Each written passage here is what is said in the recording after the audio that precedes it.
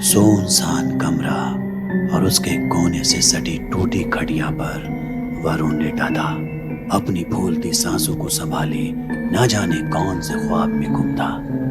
शायद वो कोई सपना देख रहा था, कोई ऐसा सपना जिसका हकीकत से फासला अब केवल नाम मात्र ही बचा था। तभी अचानक उसकी आंखें खुली। उसके माथे पर दिख रहा पसीना और पुतलियों पर तैरता पानी ये सबूत थे कि हो ना हो उसके जहन ने किसी अनजान और गुमनाम खौफ से तारुफ किया है। उसके होठों पर बस एक ही लफ्ज बार बार लौट रहा था, वो था वो पानी वाला राक्षस।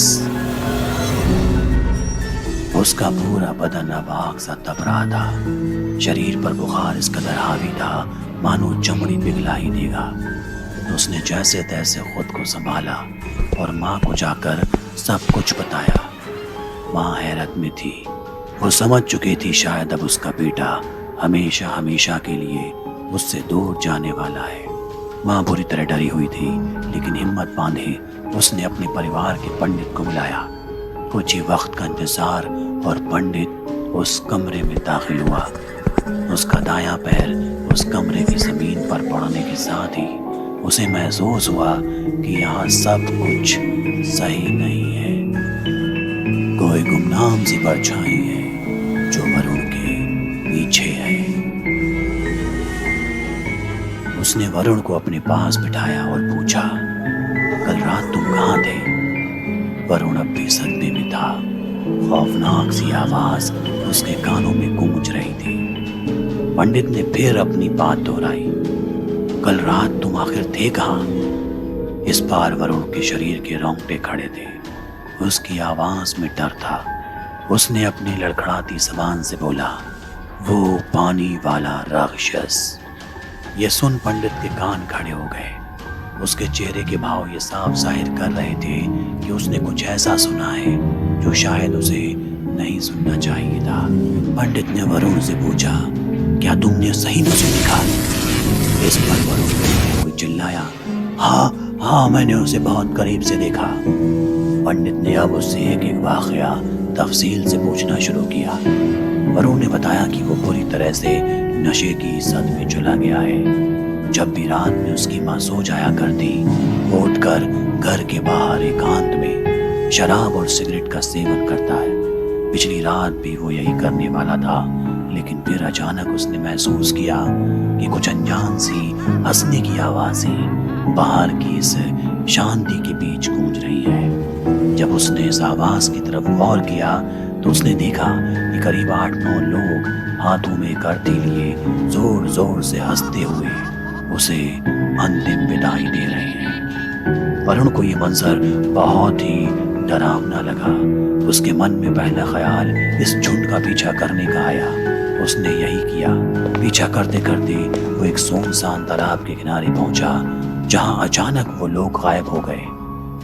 मगर जब एक अजीब सी बेचैनी भरे मंजर ने उसे चारों तरफ से घेर लिया। चारों तरफ खामोशी और अंधेरी भरी गुमनामी।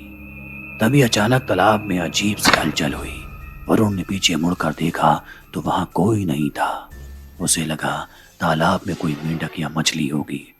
उसने नजरअंदाज करते हुए अपनी जेब से सिगरेट का एक पैकेट निकाला और माचिस से सिगरेट जलाई। तभी अचानक आग की रोशनी में उसे अपने पास कुछ दिखाई दिया, लेकिन जब उसने गौर से देखना चाहा तो वहां कोई नहीं था। उसे लगा कि शायद ये सब उसके मन का वहम है, और फिर उसने सिगरेट का एक कश लिया।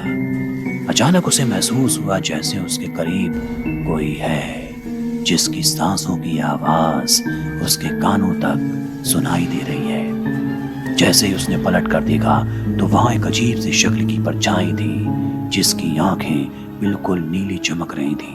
उसके हाथों के पंजे बेहद लंबे और दांत किसी छुरे की तरह धारदार थे। वरुण ये देख बुरी तरह घबरा गया। वो कुछ समझ पाता इससे पहले ही वो परछाई वरुण के बेहद करीब पहुंच चुकी थी। वो कौन था, ये सवाल उसके मन में बार बार शोर मचा रहा था। वरुण की सांसें फूलने लगी उसने आज से पहले ऐसा कुछ नहीं देखा था कि तभी उस परछाई का एक हाथ वरुण के सीने पर पड़ा और उसके नाखूनों से एक गहरा घाव उसके सीने पर छप गया। वो अपनी पूरी ताकत लगाकर वहां से भागा, लेकिन वो जितना भी तेज भागने की कोशिश करता, वो परछाई उसके बेहद करीब आती जा रही थी। तभी कुछ ही देर में वो अपने घर पहुंच गया और वहां जाकर चादर ओढ़ कर लेट गया और फिर सुबह हो गई। अपने बेटे की आप बीती सुन माँ बेहद परेशान थी। उसने पंडित से पूछा कि आखिर ये क्या है, क्या वरुण सच कह रहा है? तब पंडित ने खुलासा किया एक ऐसी खौफनाक कहानी का जिसे सुनकर पूरी तरह से सभी सहम गए। पंडित ने बताया कि उनके पापा बताया करते थे कि कई साल पहले गांव के इस तालाब में एक राक्षस का बसेरा है। वो आते जाते राहगीरों को या फिर गांव में रहने वाले लोगों को अक्सर डराकर मौत के घाट उतार दिया करता था। लेकिन पूजा पाठ के बाद अचानक ही गांव में सब कुछ शांत हो गया। सबको लगा कि सब ठीक हो गया है, लेकिन कल रात वरुण के साथ जो कुछ भी हुआ, ये इसका सबूत है कि वो राक्षस फिर लौट आया है।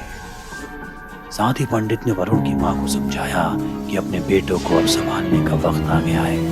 वो कभी भी किसी भी वक्त तुमसे दूर, बहुत दूर जा सकता है, क्योंकि उसने इस राक्षस को अपनी आंखों से देखा है। कुछ समय तक सब कुछ सही रहा, लेकिन फिर एक सुबह उसी तालाब के किनारे वरुण की लाश तैरती दिखी। वो वहां कैसे पहुंचा, उसे वहां किसने पहुंचाया, ये सारे सवाल आज भी सवाल है और शायद इसका जवाब किसी को कभी ना मिले।